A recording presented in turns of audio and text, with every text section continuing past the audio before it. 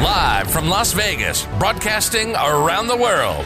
You're listening to Up is Higher Than Down with L.A. Walker. L.A. Walker.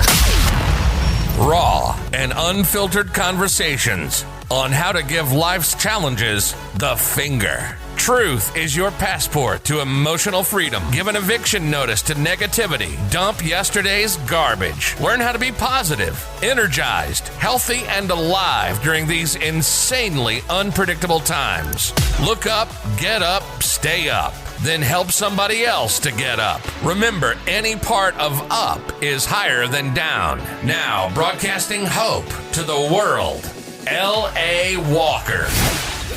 Look up, get up, and stay up. Why? Because we've been given this marvelous gift of life. And living is the best job we've ever had. We're not going to get a better job. Stay on your job. Work it. Today's podcast episode is entitled, You Can, Will You? Because we have so many talents that can be expressed. We have been given so much to work with, and through our living, our experiences, our education, our influences, we have gained a lot of different avenues to express our ideas. The question is, will we? Well, first of all, we have to create a team. And you're thinking, we're in isolation. Create a team how? Well, the team is within. You have to get your mind, your body, and your spirit collected as your personal team that we three agree as one that whatever it is that we want to do, hey, this is a great idea. I think I'll open a business now in the middle of a pandemic. Yes, because my energy says so. My team agrees, and we're going to do this thing. And today we have a guest that's a perfect example of deciding that I can and I will. Maria Russell, who's had an acting career for over 20 years, which is quite an accomplishment in Hollywood. Maria's been in daytime soap operas. She's been in serials. She is presently giving it all she has as Lieutenant Salazar and Tacoma FD. Some of you know her as Deputy Vargas from Teen Wolf or from the movie Lights Out. I'm so glad to have her with us today. Maria Russell, yay! It takes a lot to stay relevant for that many years in your industry. So, yes. So kudos to you for being able to accomplish that. Thank you. Alone. Thank you. When did you really realize that acting was going to be your full-time career? Right before I booked my first TV show, which is called The Riches, starring Minnie Driver. And it was such a great show. It was on FX. Right before that, and it was a recurring role. It was supposed to come back for the second season, but the show got canceled after the first season, unfortunately. And Eddie Izzard is the other star, and he's amazing as well. But right before I booked that job, I had a conversation with myself. And I was like, okay, what am I doing here? Do I want to do this? Do I want to pursue this as a hobby? Do I want to be a hobby actor? Do I want to do this for fun? Or do I want to do this as a career, as a job, as business? So at that point, I'm like, no, this is what I want to do. No, I have to do this. I can't not do this. I have to do this. So that conversation with myself, which was, you better get serious about it and jump in 100%, not like, oh, this is fun, but I don't know if I want to do that. Oh. As soon as I jumped in, I booked that role. Top of show was a guest star recurring role. And I remember I was crying because I was like, oh my God, I can't believe I booked this role. It was amazing. But it was at that point when I made that decision with myself, sure. And really, really had a conversation with myself, not what like my parents were saying, not what, the voices I get it. outside. So it was at that point where I really decided. And then after there, it was just work. I worked steadily which is amazing because, yes, like you said, it is in this business. It's you have to stay relevant, and that at that point, before becoming relevant, I had to have everyone to get to know my work. So it was like a climb, and you know, I was all in 100%. So yeah, that's where it came about. So you mentioned something that I am a big fan of, and that is talking to yourself. Sitting down with yourself, asking yourself, where am I right now? What am I doing? What is it that I want to achieve? And how am I going to go about doing it? Because we spend so much time talking to everyone else, and we forget to talk to ourselves. Mm-hmm. And when you made that proclamation, you are the decider. We decide what's going to happen in our worlds, and we don't give ourselves enough appreciation of our power to do that. 100%. Okay. 100%. So now you have moved through so many scenes. I mean, you've been in daytime TV dramas, you've been in movies, and presently you are in one of the funniest shows out there, Aww. Tacoma FD. Yes. Tell me, how did that, first of all, tell me how that storyline came into fruition. And then, yes. Yeah, because share that with me. Yes, too. it's very, well, this is another it's a really cool story because I tell, even my actor friends, I tell, you know, that wherever they are in their career, but I always tell this to people is that, no, walk in who you are and be free with it, because sometimes you never know what's going to happen, right? Right. The different way. So the role of my character, she wasn't supposed to. The role was Lieutenant McManus, open ethnicity. So there was no. They had no idea. You know, when I say they, the writers, casting directors, there was no clear cut. As far as like the physicality goes, there was no clear cut, definite, like, okay, we want this kind of a person.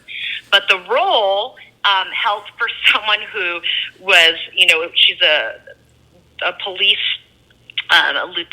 lieutenant, and she's tough, she's brazen, and, you know, must have comedy skills.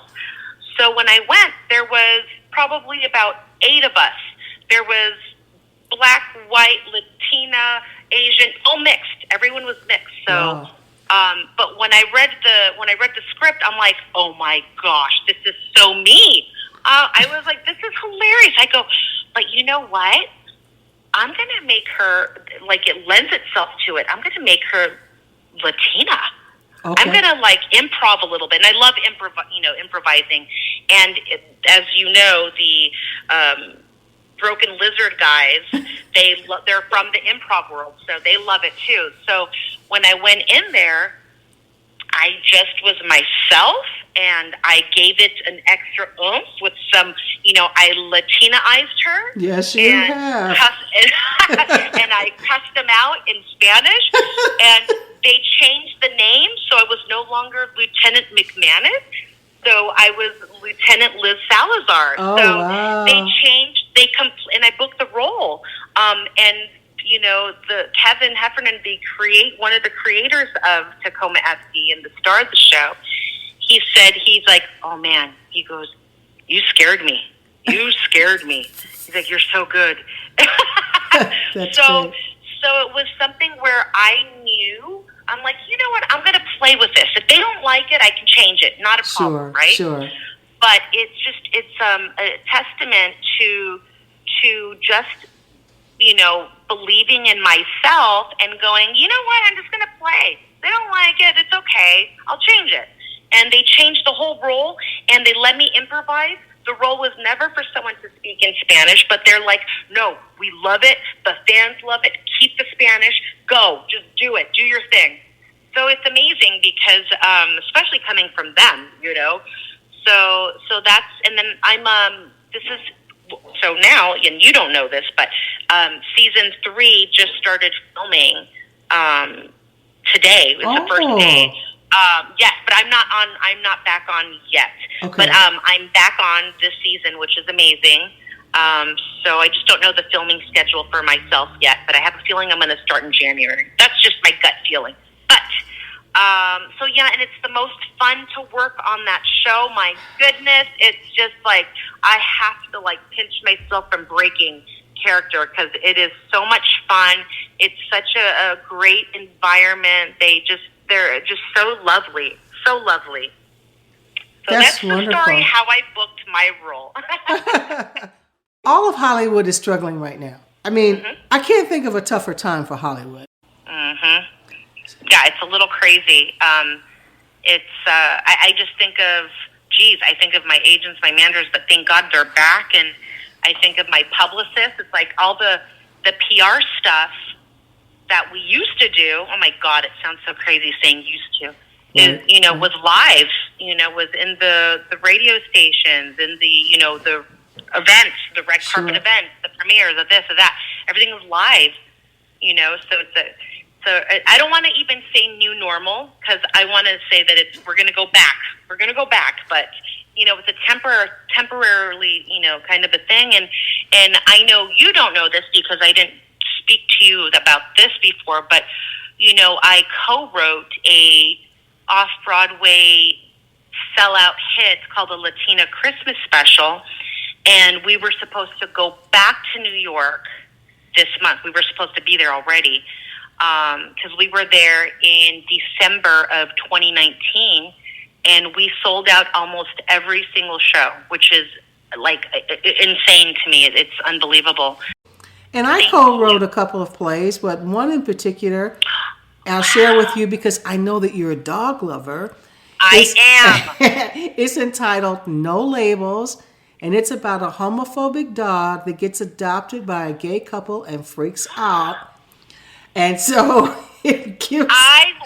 What an amazing premise. You gave me goosebumps right now. I love that. That's amazing. We will talk. We will talk. I love it. Yes. So we've done a couple of revisions, and being here in Vegas, we wanted to do something. We turned it into a dinner show. We performed it on the stages of the big library theaters here. Vegas has some great library theaters. And wow. Yeah, and so like everybody else, I was looking forward to moving it to a much larger venue. I wanted to get into New York myself. Yeah. But, there's a time for everything. I know. Yeah. I know. Yeah. So I'm not thinking about looking back at all. In my estimation of what's going on right now, I think that it is a new world, and I think that we are pioneers in it. Yes. And being a pioneer is not a bad thing. It's a working thing, but it's not a bad thing because you get a chance to build what you want and what you need and what you see. And love that. And so that is the way I'm moving forward with this because every time I look back, it makes me sad. You know what I mean? It's of course. Yeah, I can't. I know. I can't. Yes. Maria, hold your thoughts. We'll be right back after this. Hi guys, this is Ten. Listen, I don't know if you have been able to make your way over to lawalker.life on Facebook, but if you haven't, do yourself a favor, run over there and just read the snippets of her new book. She's writing a new book, and it is titled Seeing Beyond the Mess. It grabs your attention. All of us have mess. All of us have mess, whether we were born in the mess, as she says, whether we were born in the mess or whether it's handcrafted mess, but there's life beyond that mess. We sometimes create our own mess. And just from reading the little snippets that I read, she exposed all of that. Just in those little bitty passages, she exposed a lot of that. A lot of that stuff she was born into. Some of that stuff she could not control. Some of those things she created on her own. She exposed the mess. Whenever you have time, just run over there and check it out. Let's start seeing beyond the mess. You're listening to Up is Higher Than Down with L.A. Walker. Are you writing anything special right now? I'm not, and believe it or not, the writing part, even though I have my own characters and I did a lot of sketch comedy and I created my own characters, It's the writing part is so difficult. Even doing Latina Christmas Special, I cried. I was angry because it's just, with writing, it's so personal. It is. And at the same time, I was, my personality, I wrote like 8 million pages. How do I put this together in a nucleus? Wait, what do you mean put it? I was like, how does this? I get it.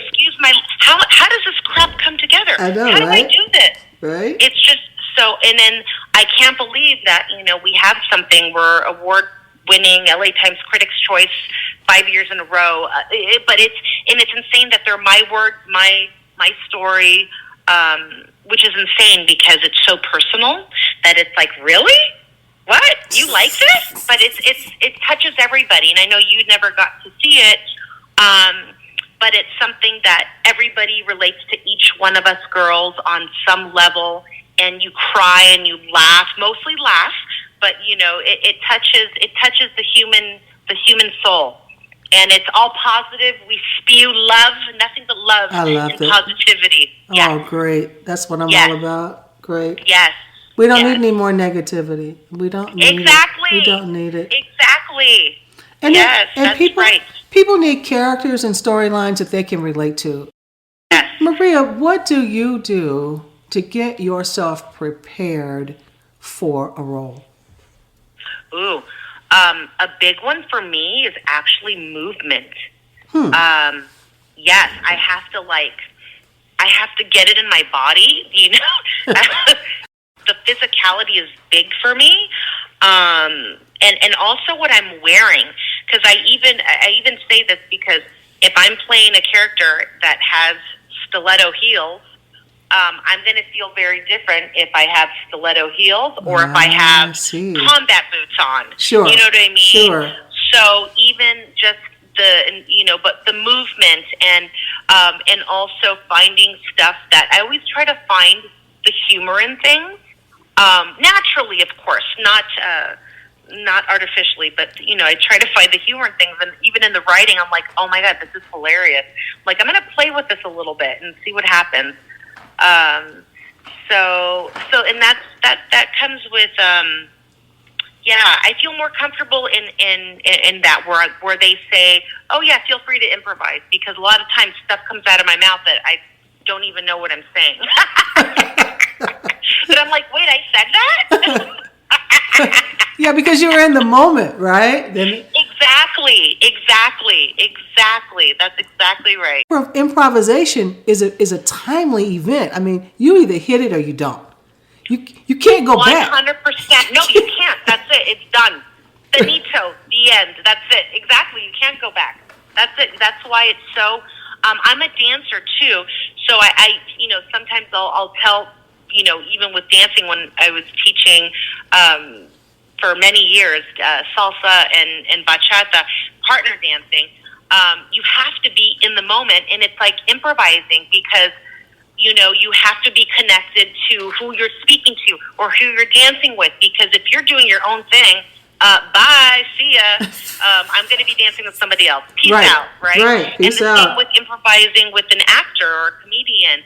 It's like you have to be in the moment. You can't be thinking about, oh, I'm going to say this next or that. Or else it comes out like, oh, not funny, superficial, like, okay, that didn't, no. God, and that's the worst. You know what I mean? Oh, I do. It's the worst. Yeah. Yeah, it's so awkward. It's awkward for everybody then. You change the whole energy. So if someone's on stage with you, they're lost at that moment. You've pulled them out of their ecstasy. Oh my gosh. It's horrible. Yeah. Yes. And those are the people that don't study. So if you've studied and stepped into your role, you're there, you live there. You are that person. You are that character. That's right. But if you haven't studied, you can't be. And you're always searching. Oh, I'm so glad you said that. Oh. Yes. Yes. 100%. Yes. If you don't, it just, like, I tell this too, when I would coach actors for auditions, I would tell them, look, I'm like, 90% of actors are going to just read whatever's on the piece of paper, right? Right. People are just going to read it.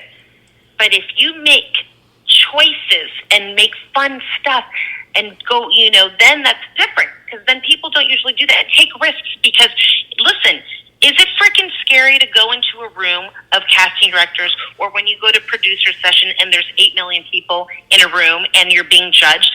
Absolutely. But if you're committed to the character, you already know what you're doing, and people are going to respect it, and you'll fly.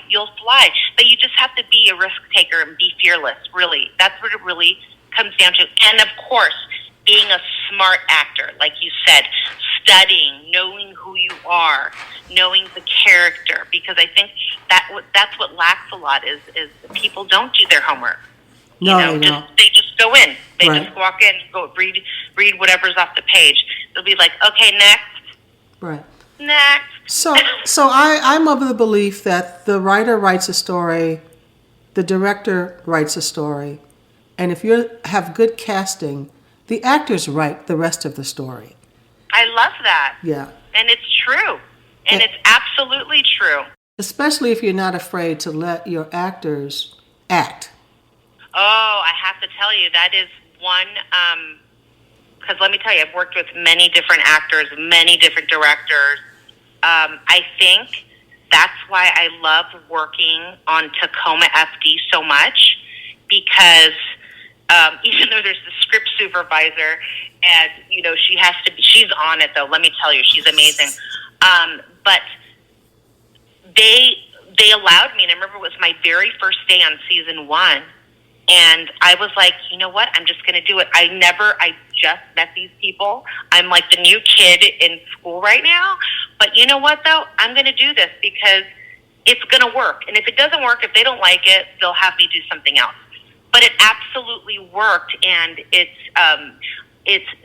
my character has become a fan favorite just because of the things that come out of my mouth, and that are totally improvised and mine and the characters.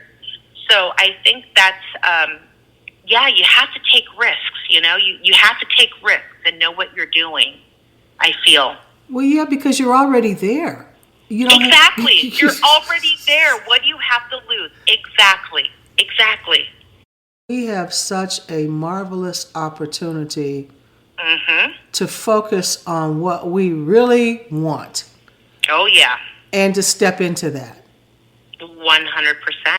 And I think it is a perfect time because, it's either you use this time to mope and be upset and be scared and be frightful and be in your cocoon, or you could take this time to figure out, okay, this is what I'm going to do. I could do this. There's so many things I can do. I have so many blessings in my life.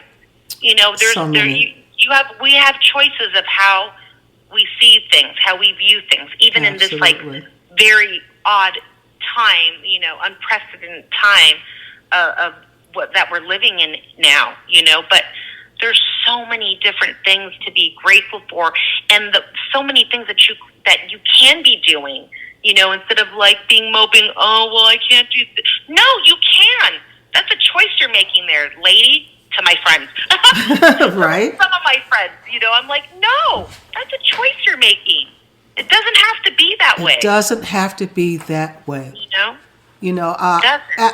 I just love this conversation. And the very fact that you and I have never met, and Correct. a connection was made. I mean, Maxie B made the connection. Yes, and then Miss Phoebe kept the connection. It's amazing. Oh, I know. And Maxie's so amazing. I don't know if she told you, but she, when I was little, when I'm talking about 6, 7 years old, 8 years old, the beauty of my parents, I'm an only child. I have a Mexican mother, and my father is Lithuanian American. Nice. But my mom, I used to want to buy all these records and cassettes and all the sexy girls, Mary Jane girls, Apollonia 6, Vanity 6. And my mom would be like, okay. So I used to do choreography to all of this. Oh. And and with the Mary Jane girls, I was always a lead singer, and I was always Maxie. I'm Maxie. So when she came to see the show last year, you have no idea of how I was just like, I had tears in my eyes because it was like so overwhelming. Like, it was such a weird experience because I'm like, wait a second, I used to choreograph stuff when I was a little girl, and now you're watching me choreograph. What? This is so weird, like, but beautiful weird. It's crazy. It's crazy how everything comes full circle. So if you were to say something to the podcast world, the audience, everybody that's listening, that what you think would be the most helpful thing for everybody to do right now, what would that be? I think the main thing I would tell people is be fearless, be open, and just do it. Just do it, whatever it is. And especially, you could use this opportunity, like I said, you could use this opportunity to either mope and be upset and sad and angry, everything that we all must be feeling, right? Sure. Or you can take this opportunity to fly. Even if you don't feel like it, even if you're not in the mood, or in the right mind of, the mindset of wanting to do anything, write it down. Okay, so 2021, January the 1st, this is what I'm going to be doing. If you have a plan, I really do. I'm the master list maker. I am too.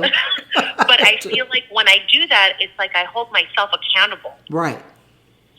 So it's really, I really feel like we all have choices, and I keep saying that because, you could choose to be happy or you can choose to be angry. Really, they're choices.